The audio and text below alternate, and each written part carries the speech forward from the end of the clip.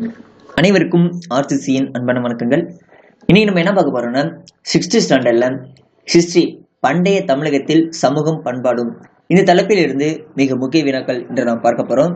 வாங்க வினாக்கள் பார்க்கலாம். முதல் வினா, ஹதிகும்பா கல்வெட்டு யாருடையதுன்னா கலிங்க நாட்டு அரசன் காரவேலனுடையது. ஹதிகும்பா கல்வெட்டு யாருடையதுன்னா கலிங்க நாட்டு அரசன் காரவேலன். இரண்டாவது வினா, புகழூர் கல்வெட்டு எந்த மாவட்டத்தில் உள்ளதுன்னா கரூர். புகழூர் கல்வெட்டு எந்த மாவட்டத்தில் உள்ளதுன்னா கரூர். மூன்றாவது வினா, இயற்கை வரலாறு என்ற நூலின் ஆசிரியர் யாருன்னா பிளினி. இயற்கை வரலாறு என்ற நூலின் ஆசிரியர் பிளினி. நான்காவது வினா, புவியியல் என்ற நூலின் ஆசிரியர் யாருன்னா தாலமி. புவியியல் என்ற நூலின் ஆசிரியர் தாலமி. ஐந்தாவது வினா, இண்டிகா என்ற நூலின் ஆசிரியர் யாருன்னா மெகஸ்தனேஸ். இண்டிகா என்ற நூலின் ஆசிரியர் யாருன்னா மெகஸ்தனேஸ். ஆறாவது வினா, சங்க காலம் எந்த உலக காலத்தை சார்ந்ததுன்னா இரும்பு காலம். சங்க காலம் எந்த உலக காலத்தை சார்ந்ததுன்னா இரும்பு காலம். சங்க காலம்னாலே கிமு 3ஆம் நூற்றாண்டு முதல் கிபி 3ஆம் நூற்றாண்டு வரை தான் சங்க காலம். ஓகே. அடுத்தது 7வது வினா, சேர அரசர்கள் குறித்து செய்தியை வழங்கும் எந்த நூல்னா பதிற்று 10. சேர அரசர்கள் குறித்த செய்தியை வழங்கும் நூல் பதிற்று 10. அதனால இந்த நூலை சேர அரசர்களின் கொடைநூல் என்று அழைக்கப்படுகிறது.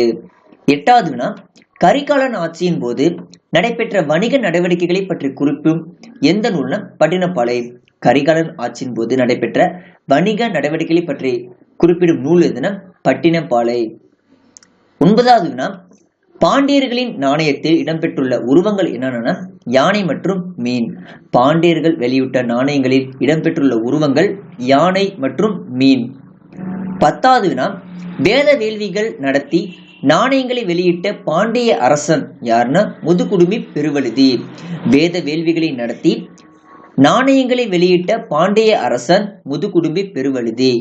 11வது வினா, ஆதவன், குட்டுவன், இரும்பொறை ஆகிய பட்டங்களை கொண்டவர் யாருன்னா சேர அரசர்கள். ஆதவன், குட்டுவன், வனவன், இரும்பொறை ஆகிய பட்டங்களை கொண்டவர் யாருன்னா சேரர்கள். அடுத்தது 12வது வினா, சென்னி, செம்பியன், கிள்ளி, வளவன் ஆகிய பட்டங்களை பெற்றவர் யாருன்னா சோழ அரசர்கள். சோழ அரசர்கள் பட்டங்கள் பெற்றுக்கொண்டது என்னன்னா சென்னி, செம்பியன், கிள்ளி, வளவன். ஓகே. அடுத்தது 13வது, பாண்டிய அரசர்கள் பெற்ற பட்டங்களை பற்றி பார்ப்போம். மாறன், வழுதி, செழியன் ஆகிய பட்டங்கள்லாம் பாண்டிய அரசர்கள் பெற்ற பட்டங்கள்.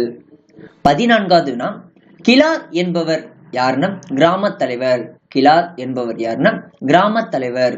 15வது, கோமகன் என்று யாரை அழைத்தனர்னா பட்டத்து இளவரசர் தான் கோமகன் என்று அழைக்கப்பட்டார். 16வது, சங்க காலத்தில் அரசின் முக்கிய வருவாய் எதுனா நில வருவாய். சங்க காலத்துல அரசோட முக்கிய வருவாய் எதுனா நில வருவாய். 17வது, சங்க காலத்தில் நிலவரி எவ்வாறு அழைக்கப்பட்டதுன்னா இறை என்று அழைக்கப்பட்டது. சங்க காலத்தில் நிலவரி எவ்வாறு அழைக்கப்பட்டதுன்னா இறை. 18வது, சங்க காலத்தில் படைத்தலைவர் எவ்வாறு அழைக்கப்பட்டார்னா தானே தலைவன்.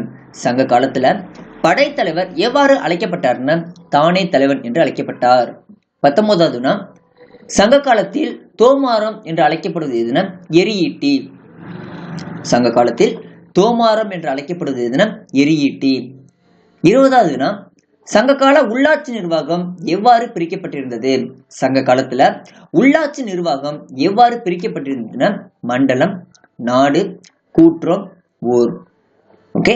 அடுத்தது 21வது, மென்புலம் நன்சே என்று அழைக்கப்பட்ட சங்ககால நிலப்பகுதி எதுனா மருத நிலம். 21வது, மென்புலம் நன்சே என்று அழைக்கப்பட்ட சங்ககால நிலப்பகுதி எதுனா மருத நிலம். 22வது, வன்புலம் புன்சை என்று அழைக்கப்பட்ட சங்ககால நிலப்பகுதி எதுனா குறிஞ்சி, முல்லை, பாலை. இது எல்லாமே புன்சை நிலங்கள் ஆகும். மருத நிலம் நன்சை நிலம். 23வது, சங்க காலத்தில் நடனம் ஆடுபவர் எவ்வாறு அழைக்கப்பட்டார்னா கணிக்கையார். சங்க காலத்தில் நடனம் ஆடுபவர் எவ்வாறு அழைக்கப்பட்டார்னா கணிக்கையார். 24வது, எந்த மன்னர் சவப்பெட்டியில் மலபார் கருமிளகு கண்டுபிடிக்கப்பட்டதுன்னு எகிப்து அரசன் 2ஆம் ராம்சேஸ். எந்த மன்னன் சவப்பெட்டியில் மலபார் கருமிளகு கண்டுபிடிக்கப்பட்டதுன்னு எகிப்து அரசன் 2ஆம் ராம்சேஸ். ஓகே. அடுத்தது 25வது, இந்திய பட்டுக்கு எடைக்கு எடை தங்கம் கொடுத்த ரோமானிய அரசர் யாருன்னா ஆரிலியன். இந்திய பட்டுக்கு எடைக்கு எடை தங்கம் கொடுத்த ரோமானிய அரசன் யாருன்னா ஆரிலியன். 26வது ரோமானிய கடவுளின் பெயர் என்னன்னா அகஸ்டஸ். ரோமானிய நாட்டின் கடவுளின் பெயர் அகஸ்டஸ். 27வது களப்பிரர் காலத்தில் உருவான எழுத்து முறை வட்டெழுத்து முறை. களப்பிரர்கள் காலத்தில் உருவான எழுத்து முறை வட்டெழுத்து முறை. 28வது களப்பிரர் காலத்துல எந்தெந்த நூல்கள் இயற்றப்பட்டதுன்னா தமிழ் நாவலர் சரிதை, யாப்பெருங்கலம், பெரிய புராணம், சிவக சிந்தாமணி, குண்டலகேசி ஆகிய நூல்கள் களப்பிரர் காலத்தில் இயற்றப்பட்டன. களப்பிரர் காலத்தில் இயற்றப்பட்ட நூல்கள் தமிழ் நாவலர் சரிதை, யாப்பெருங்கலம், பெரிய புராணம், சிவக சிந்தாமணி, குண்டலகேசி ஆகிய நூல்கள் களப்பிரர் காலத்தில் இயற்றப்பட்டன. ஓகே, இன்றைய வினா முடிந்தது. நண்பர்களே, இன்னைக்கு நம்ம பண்டைய தமிழகத்தில் சமூகம் பண்பாடும் இது 6ஆம் வகுப்பு சமூக அறிவியல் படத்தில் இடம்பெற்றுள்ளது. நன்றி, வணக்கம்.